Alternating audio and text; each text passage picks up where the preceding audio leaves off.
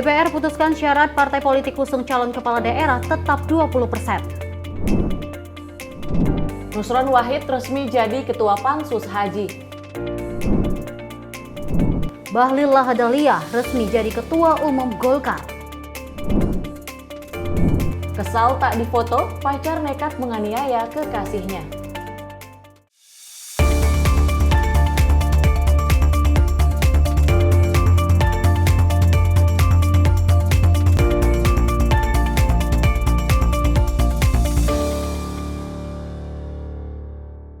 Halo, selamat malam pemirsa. Senang sekali rasanya kami hadir untuk mengisi ruang informasi Anda di malam hari ini sesuai dengan informasi yang telah kita sampaikan terlebih dahulu, di mana ada tadi informasi DPR yang saat ini sudah memutuskan untuk syarat partai politik ini yang diusung calon kepala daerah nantinya ini mencapai tetap 20%. Selain hal tersebut yang menjadi sorotan, ada juga terkait dengan Ketua Pansus Haji yang telah terpilih. Ini diharapkan dengan pembentukan Pansus bisa memberikan rekomendasi untuk pelaksanaan ibadah haji di tahun depan.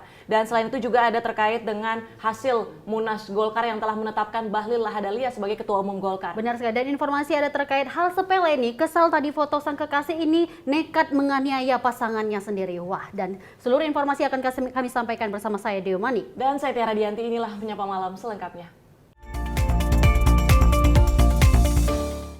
Kita awali Menyapa Malam kali ini di mana DPR ini telah memutuskan syarat ambang batas partai politik di parlemen yang akan diusungkan calon kepala daerah tetap mengacu pada jumlah kursi 20%. Hal itu disampaikan anggota Balik DPR RI fraksi Partai Amanat Nasional Yandri Susanto usai melakukan rapat panja RUU Pilkada bersama pemerintah pada Rabu siang. Anggota Balik DPR RI fraksi PAN Yandri Susanto mengatakan bahwa partai politik yang memiliki kursi di parlemen tetap akan mengacu pada jumlah kursi 20% jika ingin mengusung pasangan calon di Pilkada. Yandri juga mengatakan syarat dukungan dari partai yang memiliki kursi di DPRD tidak bisa dicampuri dengan partai yang tak memiliki kursi DPRD, sebab pengesahannya akan sulit dilakukan. Meski begitu, Yandri mengaku pihaknya masih berupaya untuk mengadopsi putusan MK mengenai syarat partai politik dalam mengusung calon di Pilkada. Menurutnya, keputusan MK mengenai partai politik non-parlemen yang boleh mengusung paslon di Pilkada merupakan suatu lompatan besar dari lembaga tersebut. Syarat pencalonan tadi juga mufakat tadi, tidak ada perdebatan dari syarat itu yang mempunyai kursi di DPR, DPRD, kabupaten kota maupun provinsi. Syaratnya kalau dihitung dengan jumlah kursi tetap 20% bisa mencalonkan. Bagi partai yang non-seat atau tidak punya kursi, boleh juga mencalonkan. Dengan persyaratan sesuai dengan jumlah penduduk seperti yang dicantum oleh Mahkamah Konstitusi. Jadi kalau penduduknya sekitar 250.000, ya berarti dia berapa persen. Kalau 2 juta, berapa persen. Tadi ada detailnya. Artinya kalau dulu non-seat itu hanya mendukung, tidak bisa mencalonkan. Ini ada lompatan besar, kita merespon dari Mahkamah Konstitusi. Boleh mencalonkan kalau memenuhi syarat persentase yang sudah diputuskan. Jadi kalau misalkan partai-partai non-seat berkumpul dengan suara sah, mencalonkan satu pasangan calon boleh. Nah, dulu tidak boleh. Jadi ini lompatan yang besar untuk demokrasi kita. Dari Jakarta, Sri Dewi Andayani, Ahmad Amin, Simpo TV melaporkan. Menteri Dalam Negeri Tito Karnavian memenuhi undangan Badan Legislasi DPR RI dalam rangka mewakili pemerintah untuk membahas revisi Undang-Undang Pilkada pada Rabu 21 Agustus 2024. Tito juga menyampaikan Suspres ini terkait penunjukan wakil pemerintah untuk membahas RUU Pilkada ini tersebut juga sebenarnya sudah dikeluarkan sejak 22 Januari 2024. Presiden Joko Widodo telah menugaskan 3 menterinya untuk mewakili pemerintah dalam pembahasan revisi Undang-Undang Pilkada bersama DPR dan DPD RI, diantaranya Menteri Dalam Negeri, Menteri Hukum dan HAM, serta Menteri Keuangan. Mendagri Tito Karnavian mengatakan kedatangan pemerintah di rapat panja tersebut dalam rangka memenuhi undangan DPR tertanggal 20 Agustus 2024, sekaligus bentuk keseriusan pemerintah untuk turut andil dalam pembahasan revisi Undang-Undang Pilkada. Tito pun menjelaskan bahwa RUU Pilkada sebenarnya sudah lama ingin dilakukan berdasarkan inisiatif DPR pada 21 November 2023, adapun tindak lanjut yang sudah dilakukan pemerintah, yakni menyusun daftar inventarisasi masalah yang berjumlah 496 halaman, yang meliputi 42 pasal, 12 usulan baru pemerintah, dan 30 usulan baru dari DPR RI. Saya rekan-rekan sekalian, hadir di sini mewakili pemerintah bersama Menkumham dan Menteri Keuangan yang diwakili staf ahli. Karena Ibu Menteri Keuangan ada di Komisi 11, acara juga, rapat kerja, sesuai dengan undangan yang kami terima 20 Januari, 20 Agustus, untuk rapat kerja tentang revisi Undang-Undang Pilkada. Otomatis dari DPR RI mengundang kita, pemerintah, kita selalu menghormati. DPD juga kalau mengundang selalu juga tidak hadir. Lembaga tinggi negara lain juga mengundang, kita selalu hadir. Karena itulah etika kenegaraan. Nah, mengenai masalah revisi undang-undang ini sendiri, pilkada, sebetulnya ini adalah bukan hal yang baru, tapi inisiatif dari DPR RI yang mengirimkan surat ya, oleh Ketua DPR RI kepada pemerintah, CQ Presiden, tanggal 21 November 2023. Kemudian ada beberapa usulan revisi saat itu. Pemerintah kemudian menunjuk ya 3 menteri. Itu Menteri Dalam Negeri, Menteri Kumham, dan Menteri Keuangan mewakili pemerintah untuk membahas.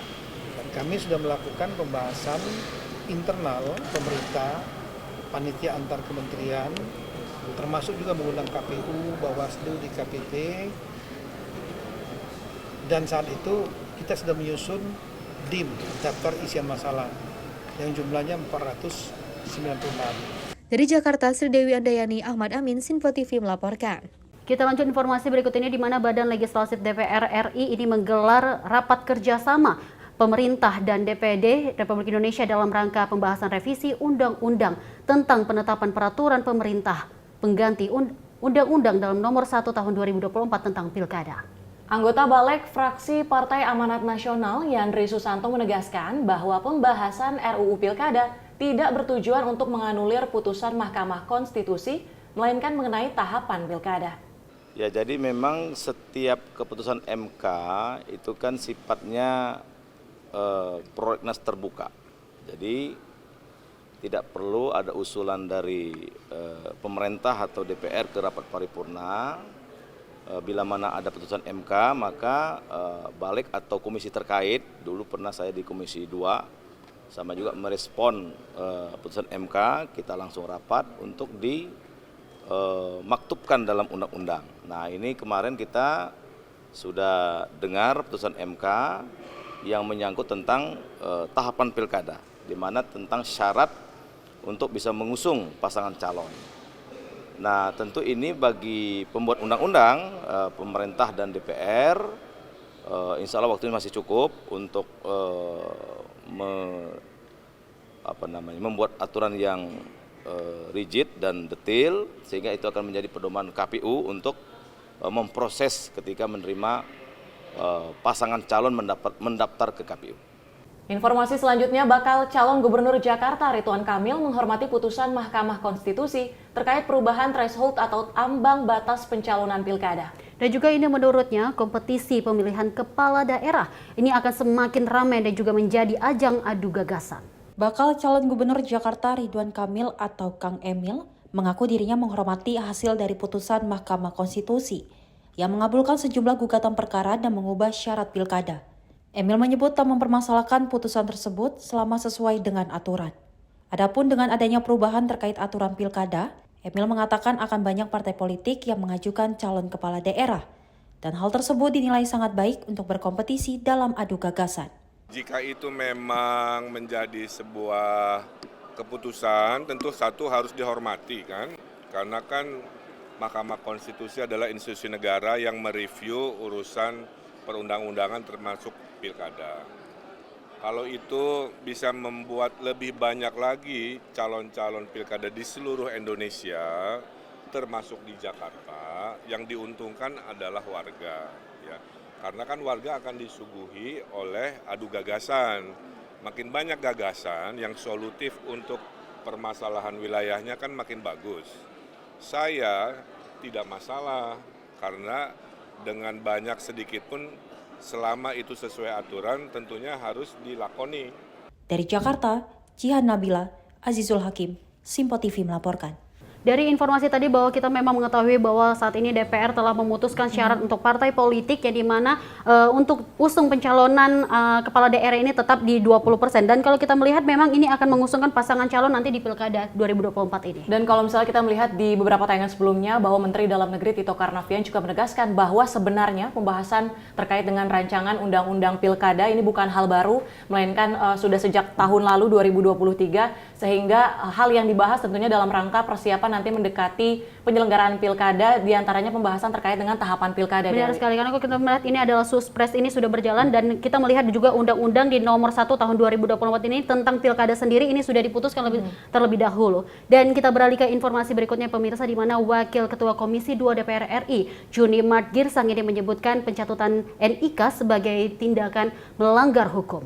Junimart Girsang menghimbau masyarakat untuk melaporkan kasus pencatutan NIK ke kepolisian. Sebelumnya, warga Jakarta dihebohkan oleh kasus pencatutan nomor induk kependudukan untuk jalur independen pendaftaran calon gubernur. Wakil Ketua Komisi 2 DPR RI, Junimart Girsang, meminta masyarakat untuk segera melaporkan kepada kepolisian jika mendapati NIK-nya dicatut tanpa sepengetahuannya. Junimart menegaskan bahwa pencatutan NIK adalah tindakan yang melanggar hukum. Ia menyebutkan bahwa pencatutan ini juga merugikan individu dalam hal melamar pekerjaan. Oleh karena itu, ia menghimbau agar masyarakat tidak tinggal diam jika mengalami hal ini. Sebagai langkah pencegahan, Junimart meminta agar setiap orang yang menemukan NIK-nya dicatut tanpa izin segera melaporkan kasus ini ke pihak kepolisian. Ia menekankan bahwa membiarkan kasus seperti ini akan merugikan semua pihak di masa depan. Menyangkut NIK yang isunya itu banyak dipergunakan tanpa seizin oleh si pemilik NIK itu oleh dalam tanda petik parpol untuk calon-calon partai independen. Menurut saya ini tidak boleh dibiarkan. Dan setiap orang, siapapun itu, ketika dia mengetahui bahwa NIK dia dipergunakan tanpa seizin yang bersangkutan, maka sebaiknya ya demi penegakan hukum dia itu harus melaporkan ke kepolisian mengenai ini. Ya, itu satu. Kedua, dari segi etika politik tentu ini nggak boleh dong. Ya, parpol, tanda petik, terus para cakada, tanda petik mempergunakan NIK untuk memenuhi syarat untuk bisa maju sebagai perseorangan, itu kan nggak boleh juga ya secara etika politik. Apalagi NIK itu dipergunakan oleh parpol dan ini menjadi menghambat hak dari si pemilik NIK untuk mendaftar sebagai CPNS. Ini kan jadi masalah ini. Nah, untuk menghadang ini, ya, saran saya sebaiknya segera mungkin ya setiap orang yang NIK ini dipergunakan tanpa izin, maka dia harus melaporkan ke polisi. Ya, justru kalau dia membiarkan itu akan merugikan semua orang. Dari Jakarta, tim redaksi Simpo TV melaporkan. Kita beralih ke informasi lain, DPR RI resmi menetapkan Nusron Wahid sebagai Ketua Pansus Haji beserta 3 wakilnya yakni Diah Pitaloka, Marwan Dasopang, dan Ledia Hanifah. Dan juga pimpinan DPR Muhammad Iskandar ini mengingatkan panitia khusus ini untuk bekerja profesional dan juga memanfaatkan waktu sebaik-baiknya dalam meningkatkan manajemen haji.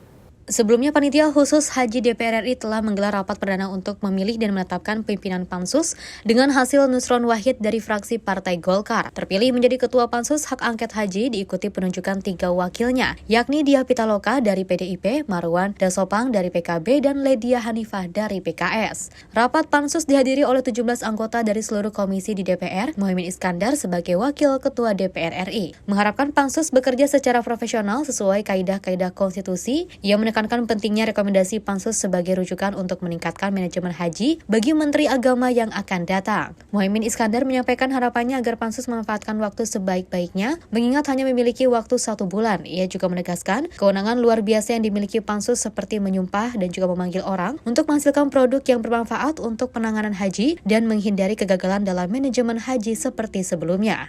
Ya, saya berharap Pansus bekerja secara profesional sesuai kaidah-kaidah konstitusi kita, undang-undang yang sudah melindungi Pansus secara khusus, dan kita harapkan dengan waktu yang sangat pendek ini Pansus menghasilkan produk-produk penanganan haji manajemen yang lebih baik sehingga tidak terulang lagi tiap tahun kegagalan demi kegagalan. pansus ini menjadi fondasi agar Menteri Agama yang akan datang betul-betul menjadikan rekomendasi pansus ini betul-betul rujukan bagi pelaksanaan haji sehingga semua aman nyaman, ibadah khusyuk, semuanya berhasil dan bahagia. Pada pimpinan yang pertama, gunakan waktu sebaik-baiknya, kita cuma punya waktu 1 bulan, tok tidak punya waktu lagi. Yang kedua, gunakan kewenangan luar biasa yang dimiliki panitia angket ini, luar biasa. Dia bisa mensumpah orang, dia bisa memanggil orang, dilindungi oleh undang-undang. Dari Jakarta, tim redaksi Sinpo TV melaporkan. Keberadaan dari panitia khusus haji tentunya untuk mengevaluasi pelaksanaan ibadah haji yang berlangsung tahun ini dan harapannya dengan pembentukan pansus haji ini bisa memberikan rekomendasi untuk pelaksanaan ibadah haji di tahun depan, Dewi. Benar sekali, kalau kita melihat memang 3 wakil ini akan mendampingi dari Nusron sendiri dan juga ini memanfaatkan waktu sebaik-baiknya karena emang dalam peningkatan manajemen haji ini akan segera diberlangsungkan untuk tahun depan. Dan informasi lainnya akan kami sampaikan pemirsa, namun usai jeda berikut tetaplah bersama kami.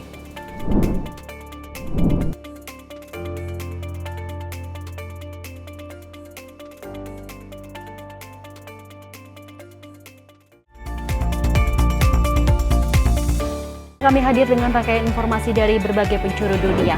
Topik dan isu yang tengah menjadi sorotan mancanegara dikemas dengan lengkap untuk Anda.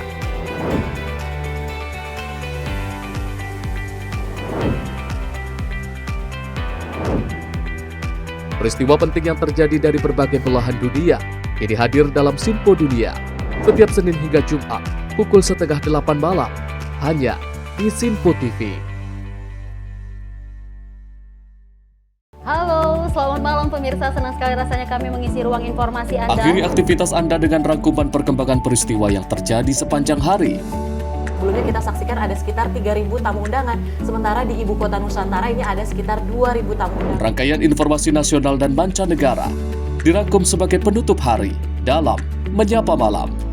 Setiap Senin hingga Jumat pukul 8 malam, hanya di Sinpo TV. Halo, selamat pagi pemirsa Sinpo TV. Selamat pagi Andi. Selamat pagi, Fen. Beragam informasi terbaru hadir menemani Anda sebelum memulai hari. Itu memang dari Menteri Perhubungan juga mendukung, Betul. dari Menteri Keuangan juga mendukung, dan kita sebagai masyarakat pun juga Harus mendukung. Mengangkat isu yang tengah menjadi pembicaraan paling hangat. Semarakan pagi Anda bersama Menyapa Pagi. Setiap Senin hingga Jumat pukul 6 pagi. Hanya di Sinpo TV. Halo pemirsa, kami kembali hadir dengan sejumlah informasi yang kami himpun dari berbagai penjuru dunia. Rangkaian informasi yang membuat akhir pekan Anda begitu bermakna. Sebuah kelompok di Afrika Selatan memberikan layanan pertunjukan film dengan tenaga surya. Berita yang menjadi sorotan media dari dalam dan luar negeri. Kami hadirkan untuk menemani pekan Anda dalam Sinpo Dunia Sepekan, Sabtu dan Minggu pukul 9 pagi. Hanya di Sinpo TV.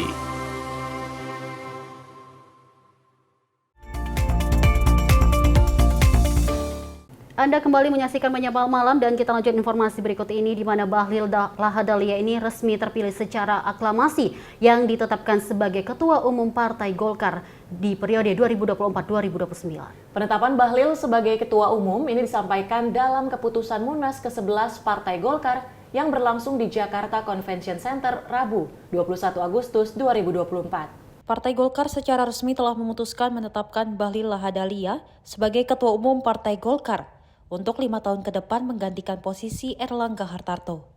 Bahlil mendapatkan dukungan penuh dari seluruh Dewan Pimpinan Daerah Partai Golkar di tingkat 1 dan di tingkat 2. Keputusan Bahlil sebagai Ketua Umum Partai Golkar disampaikan oleh Sekretaris Sidang Aceh Hasan dan disahkan oleh Ketua Pimpinan Sidang Munas ke-11 Golkar Adis Kadir pada Munas di JCC Rabu pagi. Menetapkan keputusan Musyawarah Nasional ke-11 Partai Golongan Karya tahun 2024 tentang pengesahan calon tunggal Ketua Umum Dewan Pimpinan Pusat Partai Golongan Karya periode 2024-2029. Pertama, mengesahkan Saudara Bahlil Lahadalia sebagai calon tunggal Ketua Umum Dewan Pimpinan Pusat Partai Golongan Karya periode 2024-2029. Kedua, keputusan ini berlaku sejak di tanggal ditetapkan. Ditetapkan di Jakarta pada tanggal 21 Agustus 2024. Pimpinan Musyawarah Nasional ke-11 Partai Golongan Karya tahun 2024. Ketua Dr. Insinyur Haji Adis Kadir M.Hum ditandatangani. Sekretaris Dr. Tubagus Aceh Hasan Sazili, MSI ditandatangani. Anggota Dr. Haji Musa Rajeksa, Esos M.Hum ditandatangani. Anggota Emmanuel Melkiades Lakalena ditandatangani. Anggota Ilham Permana ditandatangani. Setuju. Dari Jakarta, Jihan Nabila, Rona Bayu, Simpo TV melaporkan. Ketua DPP Partai Golkar Dev Laksono mengatakan Bahlil Lahadalia sebagai Ketua Umum sudah diprediksi Bahlil terpilih secara aklamasi sebagai Ketua Umum dalam Munas ke-11 Partai Golkar. Dan juga Bahlil ini menjadi calon tunggal dan juga dinilai telah memenuhi persyaratan untuk menjadi Ketua Umum. Bahlil telah ditetapkan sebagai formatur tunggal setelah Munas Golkar menerima laporan pertanggungjawaban kepengurusan Partai Golkar 2019 hingga 2024 sehari sebelumnya, yakni pada Selasa 20 Agustus 2024. Ketua DPP Partai Golkar, Dev Laksono mengatakan Bahlil Lahadalia dipastikan bakal terpilih secara aklamasi sebagai Ketua Umum Partai Golkar. Sesuai dengan aturan ADART, bila ada calon ketum yang mendapatkan dukungan 50% plus 1 dari pemegang hak suara, maka calon tersebut akan langsung ditetapkan sebagai formatur tunggal untuk kemudian secara aklamasi menjadi ketua umum. Dalam bursa pencalonan caketum Partai Golkar, Bahlil mendapat 468 surat dukungan atau 83% dari total 558 pemilik suara. Boleh nggak sih Bang sedikit diputuskan secara aklamasi kemarin dari? Sudah, enggak gini. Baru kemarin baru pandangan umum. Ya, nanti akan di. Tapi kemungkinan besar aklamasi. Pasti aklamasi. Dari Jakarta, Jihan Nabila, Rona Bayu, Simpo TV melaporkan. Kita lanjut informasi. Partai Golongan Karya atau Golkar ini memastikan Ketua Umum ini definitif yang akan menentukan pengurus Dewan Pimpinan Pusat. Meski demikian, Ketua Umum definitif ini harus terlebih dahulu memilih Sekretaris Jenderal sebelum menentukan pengurus DPP. Ketua Pimpinan Sidang Musyawarah Nasional ke-11 Partai Golkar Adis Kadir menyampaikan bahwa Ketua Umum memiliki kewenangan untuk menentukan Dewan Pimpinan Partai Golkar periode 2024-2029. Usai ditetapkan dan disahkan sebagai Ketua Umum, Adis menyebutkan Bahlil berwenang menentukan jajaran Dewan Pembina, Dewan Etik, hingga Dewan Kehormatan Partai. Selain itu, menurut Adis, Bahlil juga dapat menentukan diperlukan atau tidaknya Ketua Harian di Partai Golkar. Ini kan kita, sebagaimana saya sampaikan tadi, kita berikan kewenangan penuh kepada Ketua Umum terpilih definitif untuk menjadi formatur tunggal. Artinya beliaulah yang akan mengatur komposisi kepengurusan DPP Partai Golkar periode 2024-2029 ini. Kalau beliau membutuhkan ketua harian, ya mungkin ditambah ketua harian. Itu hal ini juga dari pembahasan soal ya. Iya, kapan itu? oleh ketum. Iya, jadi ketua umum tentunya akan menentukan siapa yang menjadi dewan pembina, siapa yang menjadi dewan kehormatan, siapa yang menjadi dewan etik dan lain sebagainya. Berikut juga ketua harian dan sekretaris. Beliau tentunya akan menentukan siapa-siapa yang. Itu penentuannya yang ini juga, Bang. Mestinya kalau hari ini kan harus ada sekretaris dulu ya. Harus ada sekretaris. Mungkin kalau nama sekretaris sudah di kantong beliau ya. Cuman sekjen, sekretaris jenderal. Jadi kita lihatlah nanti beliau kan diberi kesempatan mengumumkan. Apalagi kita kan waktunya pendek ini ya. Harus segera mendaftarkan ke Kumham. Setelah kita daftar Kumham, baru kita dapat surat pengesahan dari Kumham. Itulah yang bahan kita untuk mengajukan kepada KPU terkait dengan pilkada. Diketahui pada Musyawarah Nasional atau ke-11 Partai Golkar, di hari pertama seluruh kader Golkar menyetujui Bahlil Lahadalia menjadi formatur tunggal menjadi Ketua Umum baru Partai Golkar. Dari Jakarta, Jihan Nabila, Rona Bayu, Simpo TV melaporkan. Dari kedua informasi tadi bahwa kita melihat memang menjadi satu-satunya calon untuk Partai Golkar ini Bahlil Lahadalia, dan juga ini merupakan terpilihnya secara aklamasi. Kalau kita melihat lagi bahwa memang ketua umum ini sudah diancang-ancang ataupun sudah diketahui mulai dari awal Agustus lebih tepatnya, Tiara dan juga pemirsa. Dan pelaksanaan Munas ke-11 Partai Golkar sudah diselenggarakan 2 hari hingga tadi, dan memang sudah ditetapkan Bahlil Lahadalia ini sebagai ketua umum Partai Golkar untuk 5 tahun mendatang, menggantikan mundurnya ketua umum sebelumnya yaitu Airlangga Hartarto. Dan memang kalau misalnya kita menelisik ke belakang, sebelumnya sudah ada calon lain juga dari internal ataupun dari kader senior, namun tidak memenuhi 2 dari sekitar 7 syarat yang ditetapkan, Dewi. Benar sekali. Dan kita lanjut informasi berikut ini, di mana menuju Indonesia Emas 2045 mendatang ini Kementerian Luar Negeri menegaskan peran diaspora Indonesia ini sangat penting. Diaspora disebut sebagai senjata utama Indonesia dalam menyuarakan serta mempromosikan Indonesia ke luar negeri. Wakil Menteri Luar Negeri Pahala Mansuri menyampaikan peran penting diaspora sangat krusial bagi Indonesia menuju Indonesia Emas 2045. Sebagai senjata rahasia Indonesia ke luar negeri, peran diaspora harus disorot untuk meningkatkan kapasitas sumber daya manusia Indonesia. Hal tersebut disampaikan bersamaan dengan Ketua Global Indonesia Professional Association (GIPA) dalam kegiatan Global Human Capital Summit di Jakarta. Untuk menyampaikan aspek penting diaspora bagi Indonesia, pemerintah melalui Kementerian Luar Negeri menegaskan untuk terus mengupayakan pengoptimalan diaspora melalui berbagai bidang kerjasama yang akan dilaksanakan. How are we going to be able to enable Indonesian diaspora to be able to support Indonesia to achieve our vision of Indonesia Golden 2045? This is of course something that is very close to our heart in the Ministry of Foreign Affairs. And as you know, Indonesia has a lot of diaspora. It is right now estimated that there are about 8 million Indonesian diaspora globally. And this number is quite significant. Many of the other countries right now has already have some initiative, a very concrete initiative, to allow the Ministry of Foreign Affairs and each of the country, for example, to really enable in achieving their vision.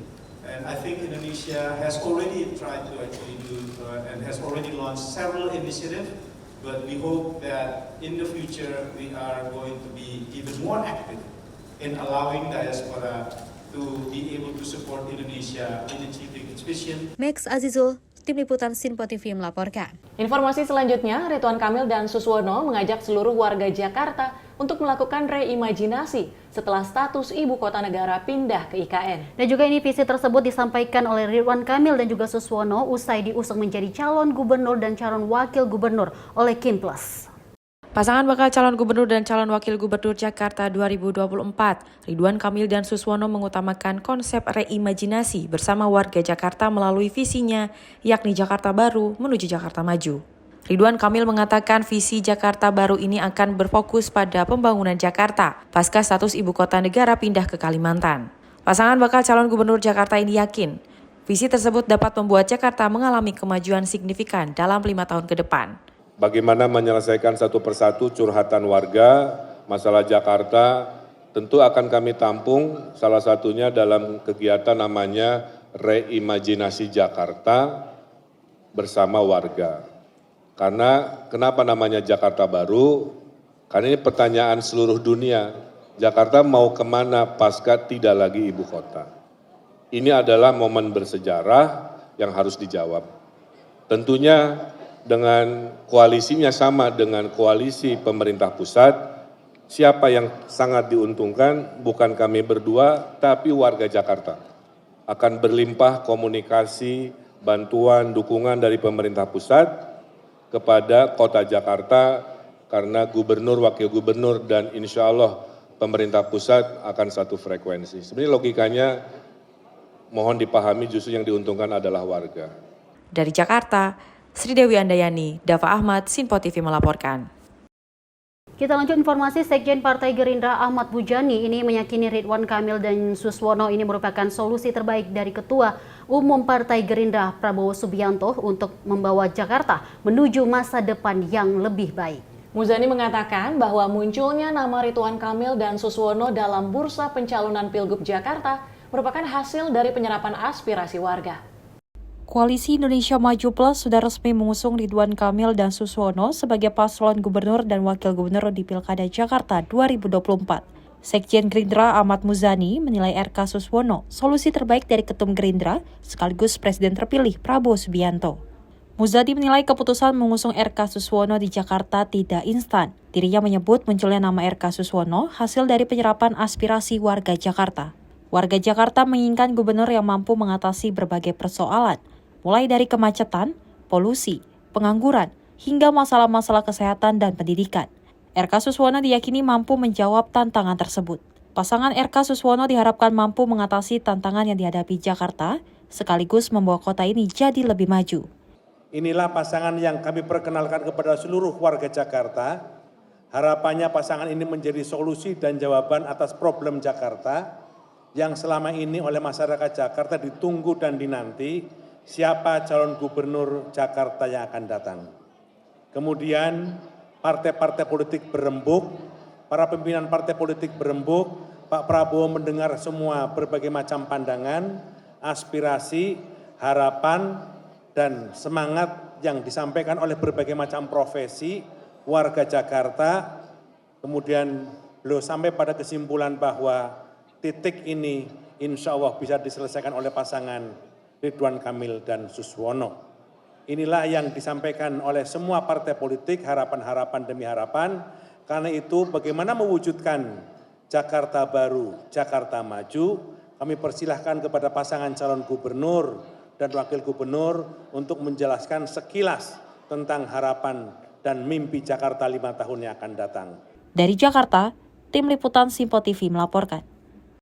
Kancah politik Jakarta semakin hangat menjelang Pilkada 2024. Salah satu nama yang kini banyak dibicarakan adalah Ridwan Kamil yang akan maju menjadi calon gubernur Jakarta. Dan juga langkah ini tentunya ini mengundang beragam reaksi dari masyarakat, terutama warga Jakarta yang akan menggunakan hak pilihnya dalam Pilkada mendatang. Tahun 2024 menjadi tahun yang cukup panas dalam dunia politik. Nama Ridwan Kamil ramai menjadi perbincangan publik karena keputusannya untuk maju dalam Pilkada serentak 2024. Keputusannya untuk mencalonkan diri tentu menuai berbagai tanggapan dari masyarakat. Setelah sukses memimpin Jawa Barat, Ridwan Kamil kini siap menghadapi tantangan baru di kancah politik untuk memperebutkan kursi gubernur provinsi strategis yaitu Jakarta. Lalu bagaimanakah pandangan masyarakat terhadap kehadiran Ridwan Kamil di panggung politik Pilkada? Dan mampukah Ridwan Kamil untuk menyelesaikan tantangan di kota? Sangat mampu. Sepertinya beliau sangat berkompeten ya. Beliau juga singgahnya juga tidak jauh dari Jakarta gitu. Seandainya memang Pak Ridwan Kamil bisa stay di Jakarta ya cukup baik sih. Dan saya harap itu juga lebih mungkin masyarakat juga lebih ya nyaman lah gitu ya untuk beliau ada di situ. Ya itu boleh-boleh aja, sah-sah aja sebagai warga negara dia punya hak politik juga mengikut ya. Sebagai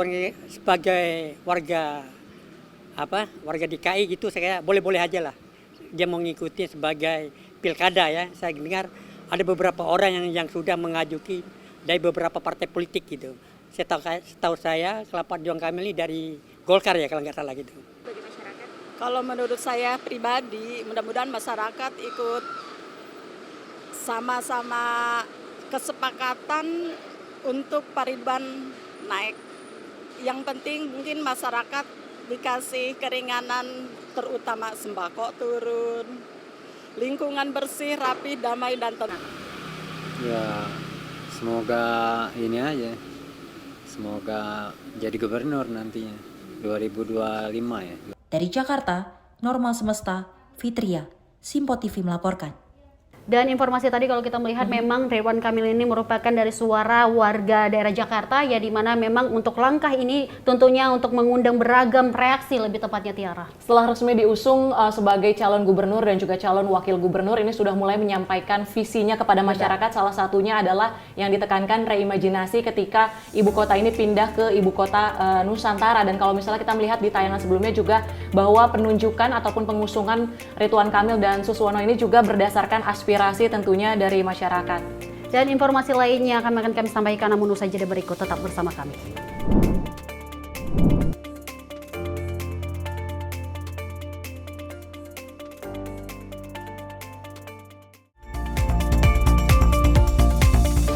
Kami hadir dengan rangkaian informasi dari berbagai penjuru dunia.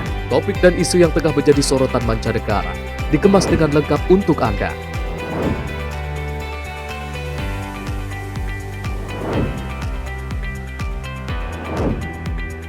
Peristiwa penting yang terjadi dari berbagai belahan dunia kini hadir dalam Sinpo Dunia setiap Senin hingga Jumat pukul 7:30 malam hanya di Sinpo TV.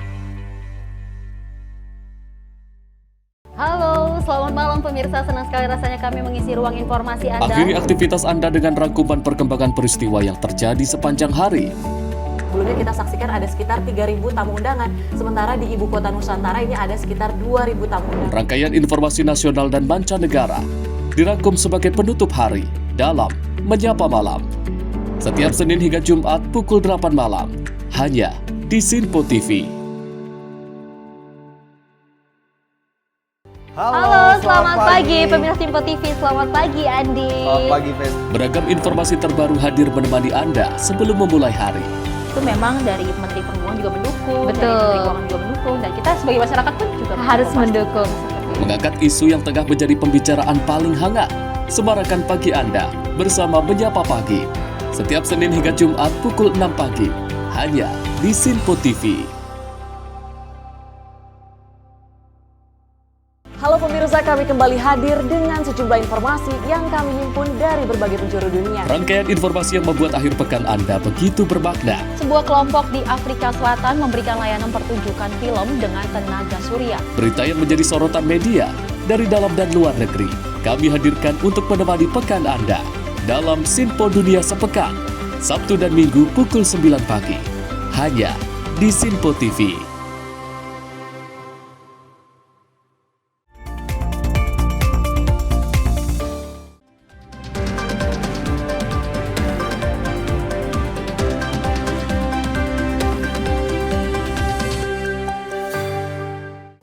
Good evening, ladies and gentlemen. You are watching Sinpo International News Report. This is Tiara Dianti. Here all news around the world for you.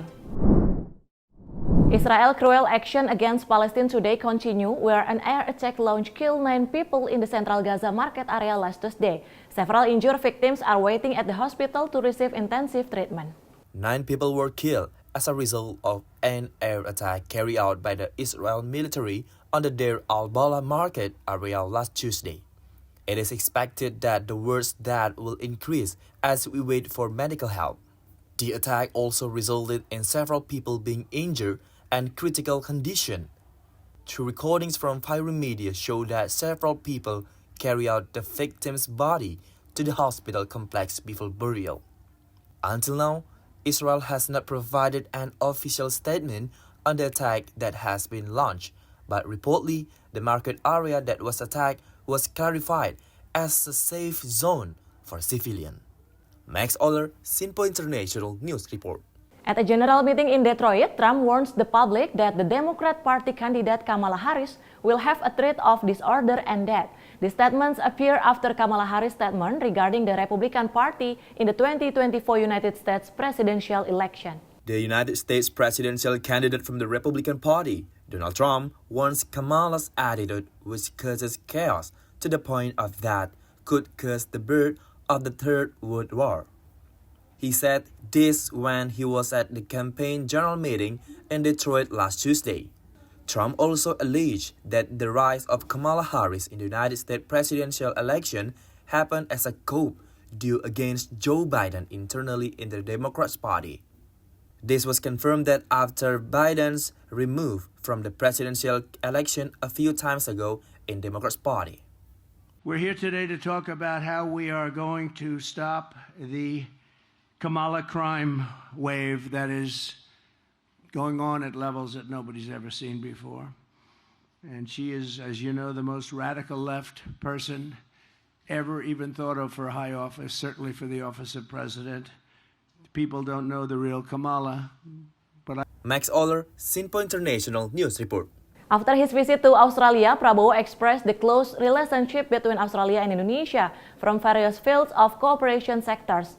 Prabowo hopes to host Australia for a visit to Indonesia. Australian Prime Minister Anthony Albanese thought the good relation between Indonesia and Australia that have existed since 1945. the Australian government in the future will commit to Indonesia regarding the formation of the type of the area desired by both countries.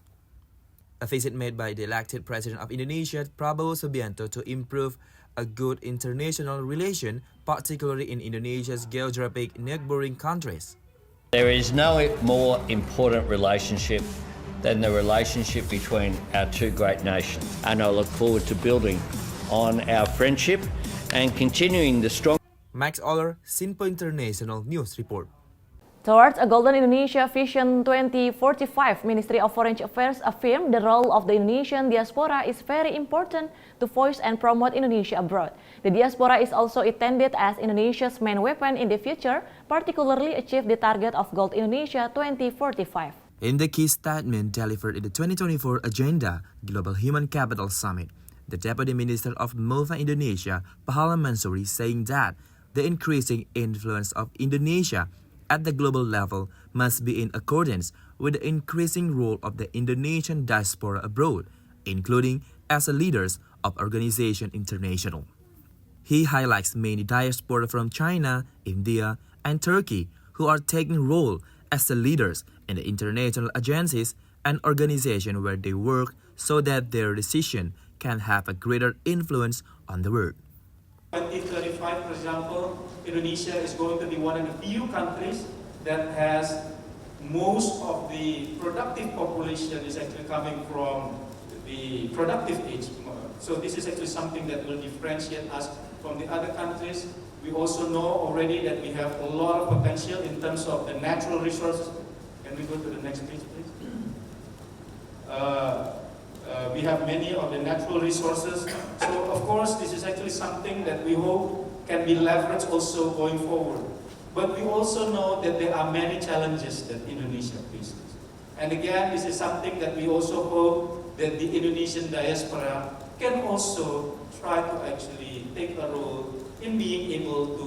Max Oller, Ajizul Hakim, Sinpo International News Report.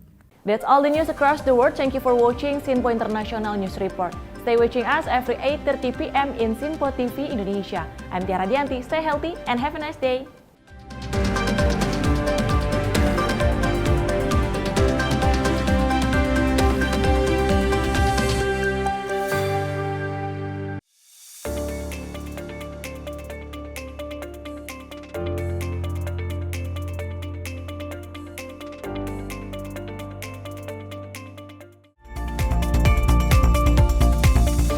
Kami hadir dengan rangkaian informasi dari berbagai penjuru dunia.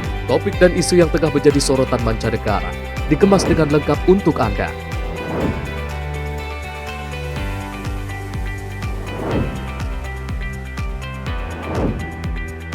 Peristiwa penting yang terjadi dari berbagai belahan dunia ini hadir dalam Sinpo Dunia setiap Senin hingga Jumat pukul 7:30 malam hanya di Sinpo TV. Halo, selamat malam pemirsa. Senang sekali rasanya kami mengisi ruang informasi Anda. Akhiri aktivitas Anda dengan rangkuman perkembangan peristiwa yang terjadi sepanjang hari. Sebelumnya kita saksikan ada sekitar 3.000 tamu undangan, sementara di Ibu Kota Nusantara ini ada sekitar 2.000 tamu undangan. Rangkaian informasi nasional dan mancanegara dirangkum sebagai penutup hari dalam Menyapa Malam. Setiap Senin hingga Jumat pukul 8 malam, hanya di Sinpo TV. Halo, selamat pagi pemirsa Sinpo TV. Selamat pagi Andi. Selamat pagi, Fen. Beragam informasi terbaru hadir menemani Anda sebelum memulai hari. Itu memang dari Menteri Perhubungan juga mendukung, dari Menteri Keuangan juga mendukung, dan kita sebagai masyarakat pun juga harus mendukung. Mengangkat isu yang tengah menjadi pembicaraan paling hangat, semarakan pagi Anda bersama Menyapa Pagi. Setiap Senin hingga Jumat pukul 6 pagi, hanya di Sinpo TV. Halo pemirsa, kami kembali hadir dengan sejumlah informasi yang kami himpun dari berbagai penjuru dunia. Rangkaian informasi yang membuat akhir pekan Anda begitu bermakna. Sebuah kelompok di Afrika Selatan memberikan layanan pertunjukan film dengan tenaga surya. Berita yang menjadi sorotan media dari dalam dan luar negeri, kami hadirkan untuk menemani pekan Anda dalam Sinpo Dunia Sepekan, Sabtu dan Minggu pukul 9 pagi, hanya di Sinpo TV.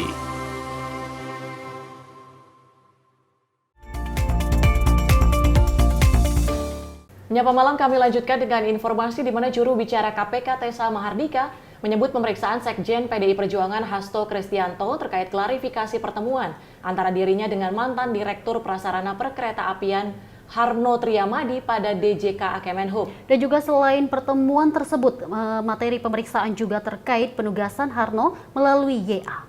Hal tersebut disampaikan oleh Tessa Mahardika, juru bicara KPK di Gedung KPK Kuningan, Jakarta Selatan pada Selasa sore. Tessa jelaskan terkait pemeriksaan Sekjen PDI Perjuangan Hasto Kristianto dalam dugaan kasus korupsi di lingkungan Direktorat Jenderal Perkeretaapian Kemenhub. Dalam pemeriksaan kali ini, Tessa sampaikan bahwa penyidik mengkonfirmasi pertemuan antara dirinya dengan Harno Triamadi, mantan Direktur Prasarana Perkeretaapian pada DJKA Kemenhub. Selain itu, penyidik juga mengkonfirmasi terkait penugasan Harno melalui YA.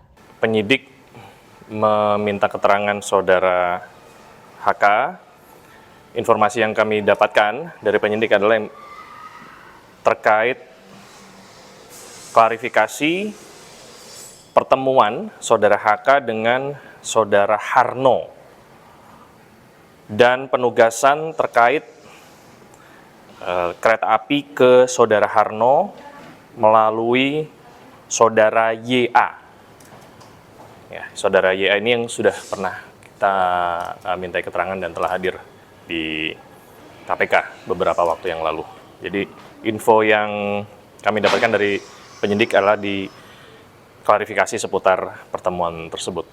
Sementara itu terkait pernyataan Sekjen PDI Perjuangan Hasto bahwa adanya aliran dana tersebut mengalir ke rumah aspirasi pemenangan Joko Widodo Ma'ruf Amin, Tessa sebut jika informasi dibutuhkan oleh penyidik KPK tentunya dalam pemenuhan unsur perkara, pasti akan ditanyakan tidak hanya yang bersangkutan, tetapi kepada saksi-saksi lain untuk dimintai keterangannya. Dari Jakarta, Dio Malau, Simpo TV melaporkan.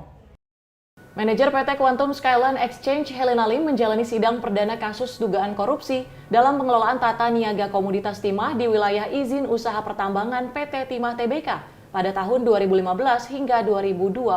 Sidang tersebut dipimpin oleh Hakim Ketua Rianto Adam Pontoh, ini didampingi oleh 4 hakim anggota. Berdasarkan pantauan jurnalis Sinpo TV, Helena yang juga dikenal sebagai seorang crazy rich, pantai indah kapuk atau orang super kaya di PIK, tiba di Pengadilan Tindak Pidana Korupsi Jakarta pada Rabu pukul 10.20 waktu Indonesia bagian Barat dengan mengenakan pakaian serba hitam. Helena langsung masuk dan duduk di ruang sidang Muhammad Hatta Ali untuk menunggu sidang dengan agenda pembacaan surat dakwaan oleh Jaksa Penuntut Umum atau JPU. Adapun sidang dipimpin oleh Hakim Ketua Rianto Adam Pontoh didampingi oleh 4 hakim anggota. Dari Jakarta, Dio Malau, Sinpo TV melaporkan.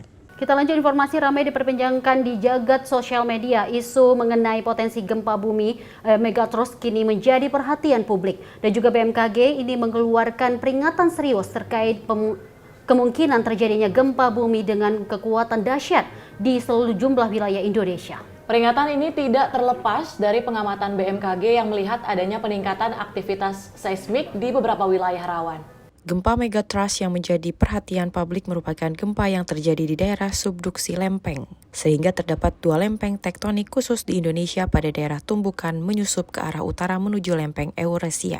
Pada daerah pertumbuhan lempeng tersebut terjadi potensi gempa dengan kekuatan besar hingga mencapai 6,7, bahkan sampai 8 atau 9 magnitude. Ketua Tim Informasi Gempa Bumi dan Peringatan Dini Tsunami BMKG, Wijayanto menjelaskan bahwa gempa tersebut berdampak kepada guncangan yang sangat besar, bahkan tsunami. Gempa Megatrust tersebut diperkirakan terjadi bukan hanya di Mentawai maupun Selat Sunda, tetapi areanya dapat meluas di barat Sumatera dan beberapa daerah lainnya. Dengan potensi ancaman yang serius tersebut, BMKG menegaskan bahwa kesiapsiagaan adalah satu-satunya cara untuk mengurangi risiko yang mungkin timbul. Masyarakat diharapkan untuk tetap tenang, waspada, dan terus mengikuti perkembangan informasi resmi dari BMKG. Ya, ini perlu kami luruskan ya. Jadi kita kemarin ada pemberitaan di media massa bahwa gempa Megatrust ini adalah potensi gempa yang akan terjadi.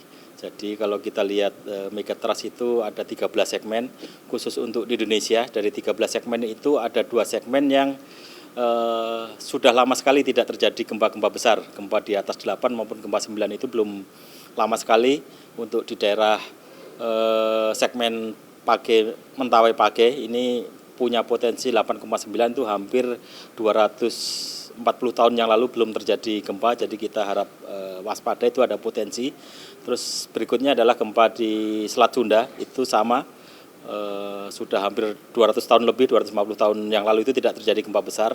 Jadi makanya kita perlu waspada, bukan berarti itu akan terjadi dengan segera atau nanti kapan terjadi. Jadi sampai saat ini kan kita belum bisa memprediksi kapan itu gempa akan terjadi ya. Kita sudah mengetahui di daerah mana saja yang akan berpotensi gempa maupun ada potensi gempa besar, tapi secara pasti kapannya itu kita belum prediksi. Jadi kami luruskan bahwa pemberitaan itu bukan berarti BMKG memberikan informasi peringatan dini maupun prediksi akan terjadi gempa.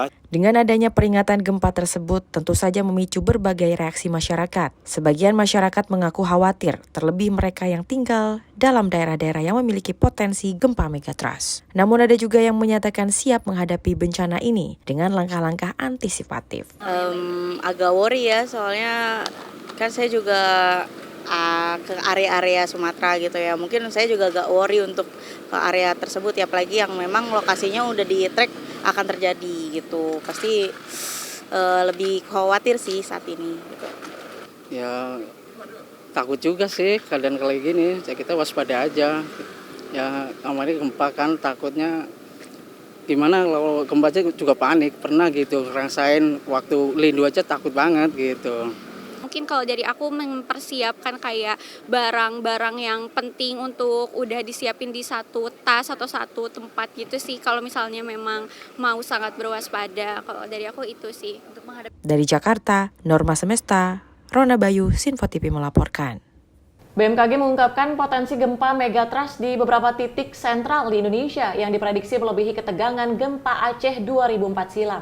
Dan juga ini anggota Komisi 8 DPR RI, ini John Kennedy Ajis maksud kami, dia mengakui kecemasannya dan juga menekankan pentingnya kerjasama dengan BNPB ini untuk mengantisipasi kemungkinan terjadinya bencana tersebut.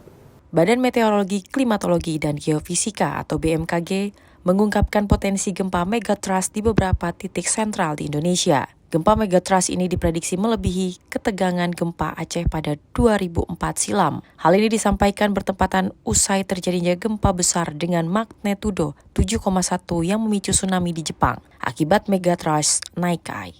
Menanggapi hal tersebut, anggota Komisi 8 DPR RI, John Kennedy Ajis, mengakui kecemasannya atas informasi tersebut. Ia berharap agar gempa megatrust ini tidak terjadi di Indonesia. Meski demikian, sebagai sikap tanggapan darurat, ia menekankan pentingnya kerjasama dengan Badan Nasional Penanggulangan Bencana atau BNPB. Untuk meneliti, menganalisa, dan mengantisipasi kemungkinan bencana tersebut, John Kennedy Ajis mengaturkan agar Komisi 8 mendiskusikan masalah ini secara intensif. Ia juga mengingatkan agar pemerintah harus siap menghadapi segala kemungkinan. Kurang lebih sekitar 2 minggu yang lalu, mendapat informasi dari BMKG bahwa di beberapa titik sentral di Indonesia akan terjadi gempa megatrust. Ya. Saya betul-betul sangat-sangat kaget sekali bila mana informasi yang diinformasikan oleh BMKG itu terjadi. Sebab kita ketahui pernah terjadi di Jepang sekitar tahun 2011 tentang megatrust itu. Saya berdoa dan berharap semoga megatrust ini tidak terjadi di Indonesia. Namun demikian, tentu saja saya di Komisi 8, salah satu mitra kerja saya adalah BNPB, Badan Nasional Penanggulangan Bencana, tentu meneliti, menganalisa, dan mengantisipasi terhadap kemungkinan-kemungkinan bila mana terjadi informasi yang disampaikan oleh BMKG tersebut. Dari Jakarta, tim redaksi Sinpo TV melaporkan. Dari kedua informasi tadi bahwa kita memang melihat bahwa ini merupakan peringatan dari BMKG sendiri yang tidak lepas dari pengamatan dari BMKG sendiri untuk mengantisipasi agar juga masyarakat tidak terlalu khawatir lebih tepatnya. Dengan adanya potensi gempa megatrust tadi diharapkan memang kita melihat bahwa DPR ini hadir memperingatkan juga kepada BPBD untuk kemudian melakukan sejumlah langkah antisipasi terkait dengan potensi gempa yang mungkin akan terjadi tersebut. Kita akan beralih ke informasi selanjutnya dalam uji coba program makan siang gratis yang dilakukan Pemprov DKI Jakarta menyimpan momen haru pada siswa di SDN Cideng 07 Gambir, Jakarta Pusat. Seorang murid ini tampak tidak memakan jatah makan siangnya ini, memilih untuk membawanya pulang demi memberikan yang sakit di rumahnya. Beginilah momen haru seorang siswa SDN 07 Cideng, Kecamatan Gambir, Jakarta Pusat saat uji coba program makan bergizi gratis yang dilakukan Pemprov DKI Jakarta. Momen emosional tersebut disaksikan oleh PJ Gubernur DKI Jakarta, Heru Budi Hartono, kepada salah satu siswa yang belum menyantap makan siang yang ia berikan. Saat ditanya, anak tersebut menyampaikan bahwa jatah makannya ingin ia berikan untuk sang nenek yang sedang sakit. Melihat kejadian tersebut, Heru memberikan tambahan 2 nasi box kepada siswa tersebut. Uji coba ini merupakan langkah awal untuk memastikan kesiapan program makan bergizi gratis di seluruh Jakarta dan mengumpulkan evaluasi serta masukan dari anak-anak tentang lauk yang mereka sukai. Tim redaksi Simpo TV melaporkan. Kita beralih ke informasi berikut ini di mana aksi bocah-bocah di jalanan yang juga meminta suara klakson telolet kembali berakhir tragedi. Seorang bocah mengalami kejadian tidak mengenakan, yakni menjadi korban penjamretan saat tengah asik memvideokan bus. Seorang bocah laki-laki bernasib apes saat sedang mengabadikan momen bus melintas sembari menyalakan klakson teloletnya. Pasalnya, ponsel bocah tersebut dijamret oleh pelaku yang kebetulan melintas di lokasi dengan menggunakan sepeda motor matic. Awalnya tampak anak-anak sedang berkumpul di pinggir jalan raya pada Selasa 20 Agustus 2024. Mereka tampak antusias menunggu bus telolet untuk direkam dengan menggunakan handphonenya masing-masing. Namun tak disangka, seorang bocah laki-laki justru menjadi korban jambret. Berdasarkan video tersebut, pelaku jambret itu tampak sudah mengincar salah satu bocah yang sedang memegang ponsel. Dengan cepat, pelaku langsung merampas ponsel salah satu bocah tersebut. Tampak korban berusaha mengejar pelaku jambret tersebut, namun pelaku kabur dengan cepat meninggalkan lokasi. Dari Jakarta, tim redaksi Simpo TV melaporkan. Ya Tiara, kalau kita melihat memang dari dua informasi tadi ini mengenai soal anak ya lebih tepatnya. Kalau kita melihat memang untuk aksi yang mungkin diremehkan ini, aksi bocah yang hanya meminta telolet ini bersifat tragedi kembali. Dan ini menurut kita bersama untuk menjadi pelajaran agar lebih mewaspadai anak-anak apalagi bawa barang bawaan yang dia bawa. Dan kalau misalnya kita melihat di 2 berita sebelumnya terkait dengan program makan bergizi gratis di salah satu sekolah yang kemudian anak tersebut tidak memakan menu dari makan bergizi gratis karena untuk neneknya yang sakit di rumah, ini semoga juga bisa menjadi perhatian dari pemerintah bahwa persoalan kemiskinan ini menjadi salah satu prioritas yang harus dituntaskan. Kita akan lanjut ke informasi di mana motif kasus penganiayaan wanita di sebuah lift hotel di kawasan Cengkareng, Jakarta Barat dilatar belakangi kekesalan pelaku terhadap kekasihnya. Di mana tersangka ini mengaku kesal lantaran tak pernah diajak swafoto dan diposting di media sosial saat acara-acara penting, dan juga ini diketahui tersangka tak hanya sekali memberlakukan penganiayaan. Pelaku penganiayaan berinisial MB usia 20 tahun ini tak bisa berbuat banyak saat digelandang unit Polsek Cengkareng saat ditangkap petugas kepolisian tanpa perlawanan di rumah orang tuanya di kawasan Ciledug, Tangerang, Senin malam. Polisi telah resmi menaikkan status pelaku menjadi tersangka atas kasus penganiayaan tersangka terhadap korban kekasihnya inisial A usia 20 tahun di sebuah lift hotel di kawasan Cengkareng, Jakarta Barat beberapa waktu lalu. Wakapolres Metro Jakarta Barat AKBP Teguh Arsya Kadafi menjelaskan, dari hasil penyidikan pihaknya diketahui pelaku tak hanya sekali melakukan kekasihnya, melainkan berulang kali baik itu kekerasan fisik maupun verbal. Sementara motif pelaku dalam melakukan aksinya ini dilatar belakangi kekesalan tersangka terhadap kekasihnya, lantaran dirinya tak pernah diajak swafoto dan fotonya tak pernah diposting ke media sosial saat acara-acara penting, khususnya di saat perayaan saat itu saat wisuda adik pelaku di hotel tersebut. Berdasarkan hasil visum, korban diketahui mengalami luka lebam di bagian tubuhnya. Ini untuk kekerasan verbal sudah dilakukan cukup lama, dan untuk kekerasan fisik berdasarkan hasil